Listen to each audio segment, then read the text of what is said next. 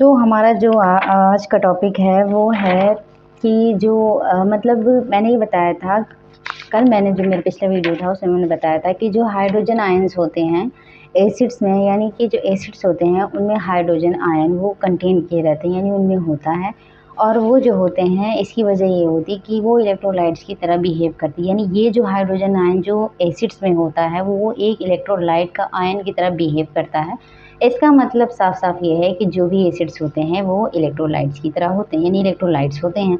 और उनमें जो हाइड्रोजन आयन होता है यही इलेक्ट्रिसिटी फ्लो के लिए जो है रिस्पॉन्सिबल होता है, यानी जो प्लस और माइनस होते हैं उनके लिए।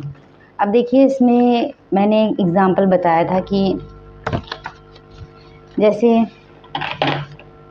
मैंने बताया था कि HCl है, मतलब आइडेंटिफाई करने के लिए एक मैंने बेस दिया था कि जो जितने भी एसिड्स होते हैं उनमें हाइड्रोजन होता है, ठीक। लेकिन अब क्या जितने भी कंपाउंड हैं जिनमें हाइड्रोजन है हम उनको मान ले एसिड हैं? तो नहीं, ऐसा नहीं होता है। ऐसे हाइड्रोजन जो H+ आयन देते हैं, ठीक है, यानी ऐसे कंपाउंड जो H+ आयन देते हैं हम उनकी बात कर रहे हैं, वो एसिड्स हैं, ना कि ये जैसे ग्लूकोज हमारा हो गया, और जो है एथेनॉल हो गया है, ये जो। तो हम कैसे जानेंगे कि कौन सा हमारा एसिड है और कौन सा हमारा जो है एसिड नहीं है? बिकॉज ऑफ हाइड्रोजन, यानी हमने आइडेंटिफाई कैसे करेंगे कि इसमें हाइड्रोजन आयन जो है वो एसिड वाला है या नहीं? तो इसके लिए एक बेसिक सा प्रैक्टिकल करके हम देख सकते हैं।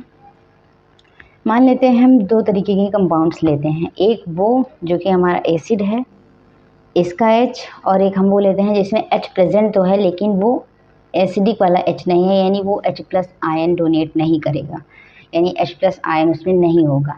अब ये होता कैसे है? देखिए, जैसे मान लीजिए HCl है, HCl में एक H+ होता है, H2SO4 में 2 H+ होता है। इसकी मैंने रिएक्शन बताई थी कि जो HCl होता है इसमें एक H+, HNO3 में एक H+, और H2SO4 में 2 H+ होता है और एक सल्फेट होता है।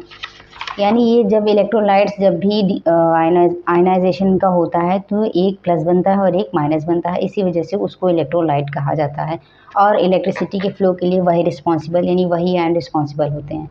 तो अब एसिड के हाइड्रोजन और इनके हाइड्रोजन के टेस्ट करने के लिए हम एक प्रैक्टिकल करते हैं। हम दो जगह बीकर ले लेते हैं, यानी दो बीकर लेते हैं और दोनों जगह में एक हमारा सब्सटेंस है HCl और दूसरा हमारा सब्सटेंस है, यहाँ हमने ग्लूकोज यानी ग्लूकोज को ले लेते हैं। अब इसकी जगह आप रिप्लेस भी कर सकते हो, H2SO4 को ले सकते हो और यहाँ पे एक अल्कोहल ले सकते हो। लेकिन अभी हम यहाँ HCl लेंगे और ग्लूकोज लेंगे।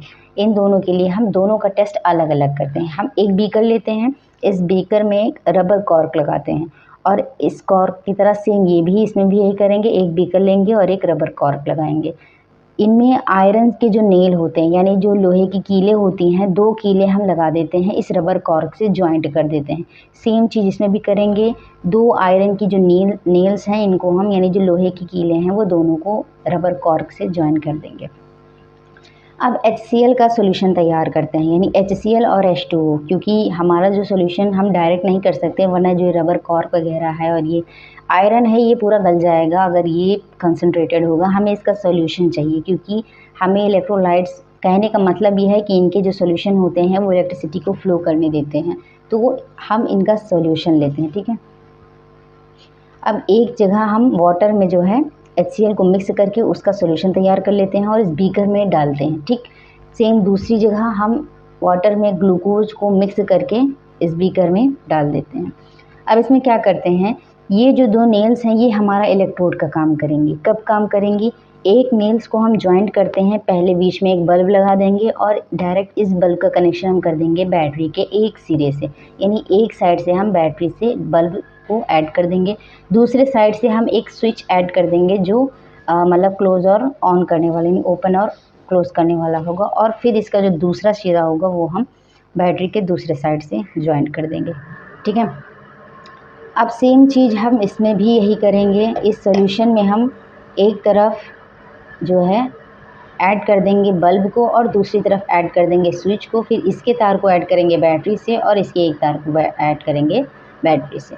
अब होता क्या है, जब इसमें बैटरी ज्वाइंट की जाती है और करंट का फ्लो होता है तो ऐसा देखा गया है कि ये जो सॉल्यूशन होता है इसके जो आयंस की वजह से ये बल्ब जो होता है ये ग्लो हो जाता है, यानी ये जलने लगता है, लाइट करने लगता है। इसका मतलब यहाँ पे इलेक्ट्रिसिटी का फ्लो हो रहा है, यानी इस करंट से यहाँ से करंट आएगा और इस सॉल्यूशन की वजह से इस इलेक्ट्रोड के होते हुए ये जो करंट है ये बल्ब तक पहुँचेगा।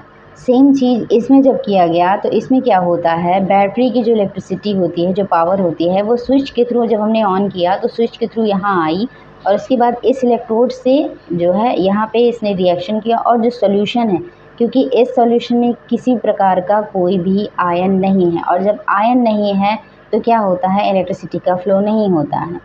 अब अगर मान लीजिए क्योंकि ये आयरन है तो इस हिसाब से उसमें तो इलेक्ट्रिसिटी का फ्लो होता है, आयरन में इलेक्ट्रिसिटी का फ्लो है, लेकिन यहाँ दोनों इलेक्ट्रोड हैं, दोनों एक दूसरे से जुड़े हुए नहीं हैं, अलग अलग हैं। ये सॉल्यूशन ही इन दोनों को ऐड कर रहा है और अगर इस सॉल्यूशन में कोई आयन होगा जो इलेक्ट्रिसिटी को फ्लो करवा सकता है, तभी इधर से जो इलेक्ट्रॉन्स होंगे यानी इलेक्ट्रिसिटी फ्लो करेगी वो इधर को होते हुए इधर को जाएगी।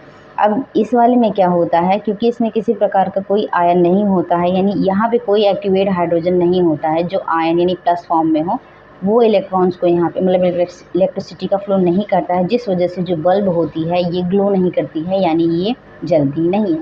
कहने का मतलब है कि जो हाइड्रोजन होता है H+ होता है ये इलेक्ट्रिसिटी को कंडक्ट करता है और ये जो HCl होता है इसी वाले हाइड्रोजन की बात करें, यानी जो HCl वाला हाइड्रोजन होता है वो इलेक्ट्रिसिटी को कंडक्ट करता है और जो हमारे दूसरे में हाइड्रोजन मिल रहे होते हैं वो इलेक्ट्रिसिटी को यहाँ पे कंडक्ट नहीं करते हैं।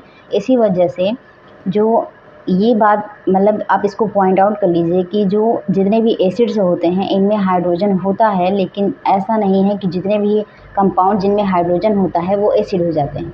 यानी एसिड्स में हाइड्रोजन होता है लेकिन जिनके पास हाइड्रोजन होता है वो एसिड नहीं होते हैं, ठीक है। और हाइड्रोजन वाले एसिड क्या होते हैं, H+ आयन देते हैं और जो क्या करता है, इलेक्ट्रिसिटी को फ्लो करता है, यानी उसका कंडक्टेंस करता है, ठीक है।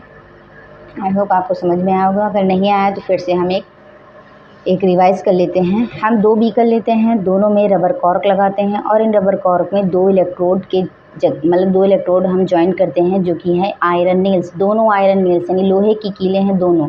अब इस पर क्या करते हैं, एक कील को हम स्विच से जोड़ते हुए बैटरी से जोड़ देते हैं, यानी मिड में स्विच लगाते हैं ऑन ऑफ करने के लिए और दूसरे वाले वायर से हम क्या करते हैं, बल्ब को ऐड करते हैं और इस बल्ब के तार को ले जाते हुए कहाँ करते हैं, बैटरी से जॉइंट करते हैं। बैटरी ही हमारे यहाँ इलेक्ट्रिसिटी के फ्लो का कारण मतलब उसको जो है बेस दे रही है, सोर्स दे रही है।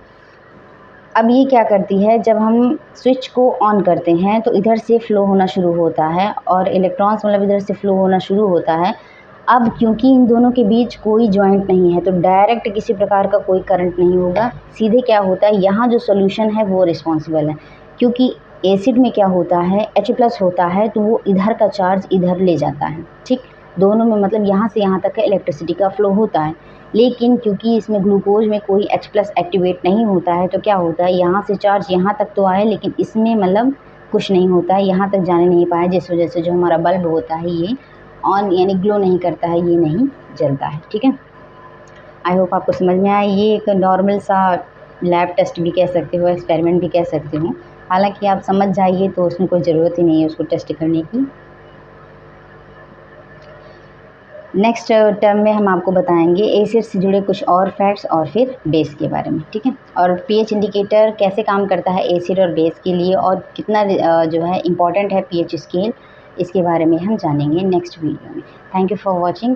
अगर आपको ये समझ में ना आया हो तो आप इसको दोबारा एक बार ठीक से फिर से समझने की कोशिश कीजिए। वैसे तो इसमें लिखा ही हुआ है, अगर आपको बातों से समझ में नहीं आ रहा है तो इसमें जो लिखा है उसको भी अगर आप समझेंगे तो आपको समझ में आ जाएगा कि ये जो टेस्ट है वो कैसा है और इसमें क्या बताने की कोशिश की जा रही है। Thank you for watching.